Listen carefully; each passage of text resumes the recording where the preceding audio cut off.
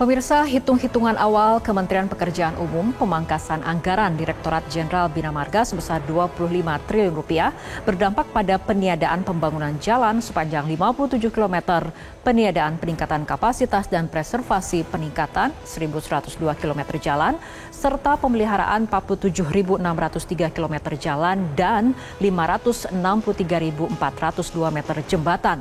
Namun, pekan lalu, Wakil Menteri Pekerjaan Umum menyatakan telah menambah alokasi anggaran pemeliharaan jalan dengan prioritas perbaikan jalan untuk arus mudik. Arus mudik diperkirakan mencapai puncaknya pekan depan. Apakah tersedia cukup waktu untuk memperbaiki jalan? Lalu bagaimana dengan kelancaran, keamanan, dan kenyamanan para pemudik Lebaran? Kami telah menyiapkan reportasenya untuk Anda.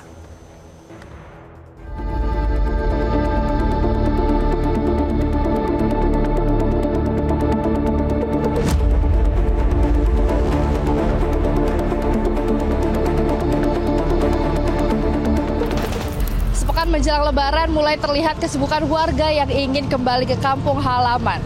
Mudik adalah tradisi tahunan dengan peserta mencapai jutaan. Persiapan mudik Lebaran tahun ini berlangsung di tengah pemangkasan anggaran. Tentu ada banyak aspek yang terdampak seperti pemeliharaan jalan dan jembatan. Padahal mayoritas pemudik akan melalui jalur darat sehingga kondisi jalan dan jembatan sangat menentukan kelancaran, keamanan, dan kenyamanan arus mudik tahun ini.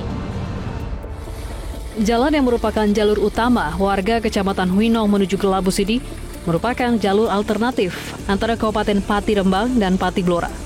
Menjelang peningkatan arus lalu lintas mudik Lebaran, lubang jalan membuat ruas jalan ini membahayakan. Pengamatan Metro TV, setidaknya ada 2 km ruas jalan ini yang berlubang di sejumlah titik. Diameter lubang jalan berkisar 30 cm hingga 2 meter. Dengan kedalaman antara 20 cm sampai 40 cm. Masih di Jawa Tengah, kondisi jalan utama di Desa Bakalan hingga Desa Duku Seti Pati, Jawa Tengah juga memprihatinkan. Selain banyak lubang, kondisi jalan di malam hari gelap akibat minimnya penerangan jalan. Menurut warga, jalan sepanjang 4 km ini rusak parah sejak 6 bulan terakhir. Kondisi ini berpotensi membahayakan pengendara, terutama saat arus mudik. Warga berharap perbaikan jalan segera dilakukan agar pengendara aman melintas selama arus mudik dan balik nanti.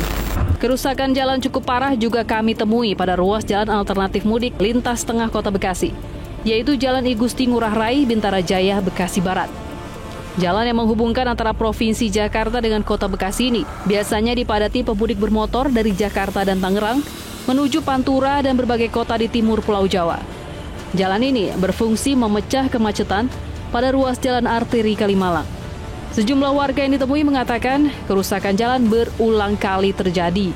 Meski sudah dilakukan perbaikan, tak lama jalan rusak kembali. Baru sambal, balik ntar begitu lagi, tak lama lubang lagi. Oh, lubang lagi, Bang. Sangat membahayakan nggak, Bang? Bahaya banget. Bergeser ke Jawa Barat bagian tengah, tim Metro TV menemukan kondisi salah satu jalan nasional penghubung 3 kabupaten di Cianjur, Jawa Barat, rusak dan penuh lubang menganga. Seperti yang terlihat pada ruas Jalan Lingkar Timur, Kecamatan Karangtengah, Kabupaten Cianjur. Kondisi jalur nasional penghubung antara Kabupaten Sukabumi, Kabupaten Cianjur, dan Kabupaten Bandung Barat ini rusak, penuh lubang menganga. Kepala Dinas Perhubungan Kabupaten Cianjur, Teddy Artiawan, mengatakan pihaknya sudah berkoordinasi dengan pemerintah pusat terkait perbaikan jalur tersebut. Namun, belum ada tindak lanjut. Tindakan dari kita koordinasi seperti beberapa ruas Lingkar Timur dan sebagainya, kita komunikasikan supaya segera ditindaklanjuti. Diterangi, di BL pakai surat sudah berapa kali. Nah, insya Allah mungkin kami akan sebelum ini kita akan tindaklanjuti dengan langsung. Program pemangkasan anggaran Presiden Prabowo Subianto membuat Kementerian Pekerjaan Umum kehilangan lebih dari separuh anggaran tahun ini. Dari awalnya 111 triliun rupiah, kini hanya menjadi 50 triliun rupiah. Dalam rapat dengan Komisi 5 DPR awal Februari lalu, Menteri Pekerjaan Umum menyatakan pemangkasan anggaran berimbas pada pemeliharaan rutin jalan nasional. Pengamat transportasi Joko Setiawarno menilai pemangkasan anggaran tidak hanya mengurangi kualitas jalan, namun juga fasilitas keselamatan jalan. Bukan hanya infrastruktur jalan aja yang dipangkas, juga termasuk fasilitas keselamatan jalan itu juga berbahaya. Keselamatan jalan itu apa saja? Rambu lalu lintas, marka jalan, kemudian penerangan jalan umum ini juga dipangkas. Hitung-hitungan awal Kementerian Pekerjaan Umum, pemangkasan anggaran Direktorat Jenderal Bina Marga sebesar 25 triliun rupiah berdampak pada peniadaan pembangunan jalan sepanjak 57 km, peniadaan peningkatan kapasitas dan preservasi peningkatan 1.102 km jalan, serta pemeliharaan 47.603 km jalan dan 563.402 meter jembatan. Namun pekan lalu, Wakil Menteri Pekerjaan Umum menyatakan telah menambah alokasi anggaran pemeliharaan jalan dengan prioritas perbaikan jalan untuk arus mudik. Wamen PU Diana Kusmastuti menargetkan perbaikan jalan nasional dan jalan tol akan rampung setidaknya H-10 Lebaran. Perbaikan jalan paling banyak dilakukan pada jalur lintas utama Jawa Barat, Jawa Tengah, dan Jawa Timur. Namun, Kemen PU berjanji seluruh jalur logistik di Sumatera, Sulawesi, dan Kalimantan akan diperbaiki. Pertanyaannya, apakah tersedia waktu yang cukup untuk mengejar target itu? Ya agak berat juga, ya. Memang saya lihat beberapa sudah mulai dikerjakan ya, tapi ini memang cukup berat, ya. Jadi harus menyebarkan banyak kontraktor untuk segera memperbaiki, ya. Sebab apa? Kalau ini masih terjadi, jalan itu rusak, dibiarkan, warga bisa menuntut tergantung siapa yang wewenang. Kalau jalan nasional, ya nanti warga bisa menuntut Menteri PU.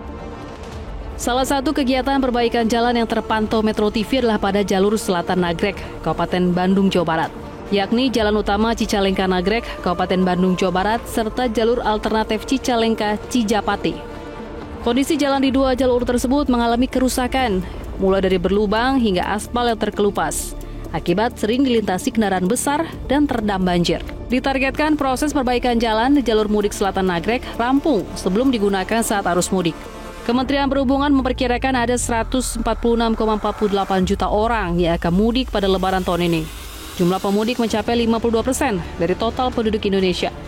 Puncak arus mudik diprediksi akan terjadi pada H-3 atau tanggal 28 Maret 2025. Sementara puncak arus balik akan terjadi pada H+5 atau tanggal 6 April 2025. Kementerian Perhubungan memprediksi arus mudik mulai terjadi tanggal 21 Maret 2025. Kemenhub bersama Polri telah menetapkan sejumlah titik pantau untuk mengawasi lokasi rawan kemacetan, termasuk di ruas tol Cikampek Utama, Pelabuhan Merak, hingga berbagai jalur arteri. Kita perkirakan hari Jumat depan, minggu depan, itu akan mulai terjadi pergerakan, walaupun pemberlakuan Proklamasi itu mulai tanggal 24, namun kami sudah memperkirakan bahwa kemungkinan akan terjadi pergerakan pada hari Jumat tanggal 21. Kami mengumpulkan para stakeholder untuk mengingatkan kembali pentingnya persiapan dilakukan secara matang dan disiapkan segala sesuatunya. Salah satu dampak pemangkasan anggaran dikhawatirkan melemahkan pengawasan kelayakan alat transportasi publik. Tahun ini anggaran Kemenhub dipotong 43,6%. Di Sulawesi Selatan misalnya, beberapa hari lalu sebuah bus yang mengangkut pemudik terbakar di Jalan Poros Pangkep, Makassar. Api diduga akibat korsleting listrik pada mesin bagian belakang bus. Di tengah pemangkasan anggaran, Kemenhub menyatakan tetap mempersiapkan angkutan lebaran dengan berbagai upaya. Salah satunya rem cek atau uji kelayakan kendaraan, baik di sektor darat, laut, udara, dan kereta api. Di tengah pemangkasan anggaran, jargon mudik aman sampai tujuan apakah dapat diwujudkan atau justru akan terabaikan? Jangan sampai terjadi pemotongan anggaran keselamatan sehingga memicu kecelakaan. Apalagi arus mudik merupakan puncak volume perjalanan. Sebagai leading sektor transportasi, hampir separuh anggaran Kementerian Perhubungan dipangkas. Dari awalnya 31,4 triliun rupiah menjadi 17,7 triliun rupiah. Namun pemangkasan anggaran jangan dijadikan alasan menurunkan kualitas pelayanan. Sarana dan prasarana transportasi harus dalam kondisi siap digunakan untuk menjamin kelancaran, keamanan, dan kenyamanan mudik lebaran. Dari Jakarta, Nurul Zedita, Andi Isworo, Metro TV.